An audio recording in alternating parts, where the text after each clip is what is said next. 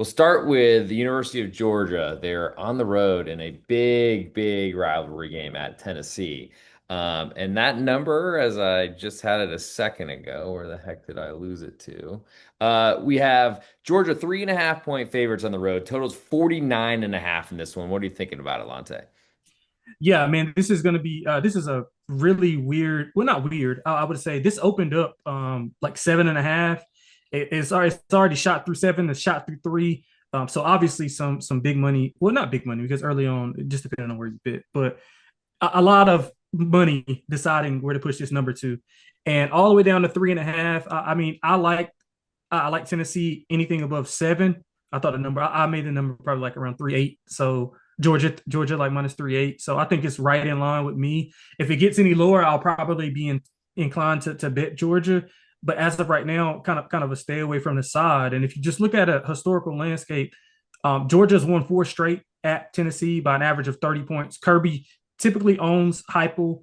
He has owned that type of offense for a while. Obviously, with the amount of first round picks he's had at Georgia on defense, especially, you could see why. But I mean, last year they won 31-17, and I think anybody would say that Tennessee was way more talented last year than they were this year. But this time they're playing at home. They have some injury concerns on both sides. Georgia's a little bit banged up on the offensive line. I know some guys are supposed to be back. I don't know if it's official as of yet, but they're pretty banged up on the offensive line, which is kind of a question. Was kind of a question coming in. The Vols are down two best corners, so that'll be interesting to see. And I'm looking at it like the reason why I would like Tennessee above that seven is I don't really trust Gunner Stockton to come in and light him up with his arm. I mean, the weakness of Tennessee is their secondary, especially with the top two corners down. So I look under, to be honest. I just don't believe in Stockton at all. I think it'll be a run heavy approach on both sides. Tennessee's rush defense is pretty good. Georgia wants to run the ball. They're top 10 in rush success rate. So I think when you're on the road with a young quarterback, you want to control the clock. You want to run the ball. You don't want him to do too much. We saw a lot of these young quarterbacks go on the road and not perform well at all. I got some numbers on that. I'll give them to you later on. But like they don't perform well, and I think this will be a hostile environment in his first true road start. So I think this is I think it's his second road start because they played at home against Notre Dame. Okay, yeah. So this will be his first true road start. I don't really think they'll put him in harm's way. I think they'll try to run the ball, play within the system. So I like the under. I mean, it took some money a little bit. It was 50.5, now down a point. The last three matchups have went under this number. So I'm going to trust both defenses, which are the strengths of this team. As long as Aguilar can keep the ball within space and not out of Georgia's hands. I think both of these teams kind of struggle with the opposing defense. So I like under 49.5. As far as the side, I mean, right now I think it's perfect. I would lean Georgia at the number. But Tennessee backers, you got a good number if you got that 7.5. Yeah, not a lot of variance for you. I mean, it's surprising for me to hear two top tier cornerbacks missing from the same team and that team getting bet through a number and then almost to another key number. Right, So, right, right. so why do you, I mean, big rivalry game, maybe not known by all, but especially because it's been so dominant on the Georgia side recently. And I feel like there's been a lot of Tennessee tickets that have been, or season ticket holders that have been selling to Georgia fans and such like that over the years. And I know that's been a big problem in that program.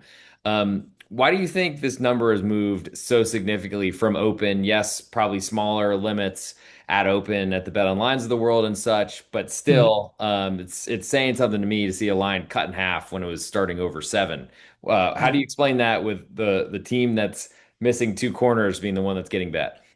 Yeah, three things. I think number one, you saw what or lack thereof separation that Georgia got from Austin P over the weekend. Now they were in a delay, I think maybe a couple of delays, but they didn't have any explosion, and this was against Austin P. And they're not like a premier FCS school, so I don't want to say. Well, I'll put it like this: if you like Georgia and you think Georgia is kind of like a sleeping giant or playing possum, then you would say they just kind of slept walk and kept it vanilla and they wanted just to get through the game without showing much. But on the opposite side, if you like Tennessee, you're going to say, hey, they couldn't separate from an FCS team. And we've seen schools like Oregon, like Ohio State, like Alabama, like put up 60 and 70 against better competition. So like it's a kind of a concern. So it plays both ways. I think that's the first reason. And then we saw Tennessee, put up a monster number again last week. We saw what they did to Syracuse, which was a little bit misleading. They probably should have won that game by three or more scores, just kind of let them back in it. And three, I think it's the Gunner Stockton first road game. I mean, he just like he's not proven. And I'll give you those. I'll give you those numbers right here. So I did this myself. So it's probably like a rough draft of it. But when I was looking at, for instance, like first time starters on the road or freshmen, obviously freshman would be if you're a true freshman, your first starter. When I was looking at it, 3-10 straight up, 3-9-1 ATS in those games. And if you query that down to power four quarterbacks, 2-8 straight up and ATS. And we saw like Arch struggle. I And mean, with Jelly, multiple starts under his yeah, belt in a third year in a program, yeah, not even close to where yeah. Stockton is. Yeah. Yeah, so I mean, we saw Art struggle. We saw Bryce Underwood struggle last week. We saw Ty Simpson struggle for Alabama on the road at Florida State. CJ Carr played okay in the second half, but he didn't play well in the first half. We saw Mark Granowski this week struggle on the road against Iowa State. Austin Simmons struggle. Like, so we've seen all these struggles, and I think that is a part of why the Tennessee love is coming for those three reasons. Yeah, I mean, it's amazing. A 21-year-old quarterback with a hairline of a 40-year-old, but here we are. I think I'm very interested because, like you said, getting away from the FCS monsters. I mean, sometimes you can see some crazy upsets and stuff, but most of the time it's 70-7, and I'm sitting in a bar wondering why Ole Miss is on every TV. But at this point, I think there's certainly some questions. Big rivalry, I think that always helps. And the nice part of a home underdog is they can lose and still cover the spread, especially if it's above three. So That's true. That's true. don't hate that interest there. But I also think one thing we know that Georgia's going to have, it's always going to have a bunch of dudes on the defensive line or Yep, in that absolutely. entire Yep. defensive side of the ball. So Yep. under there makes a lot of sense.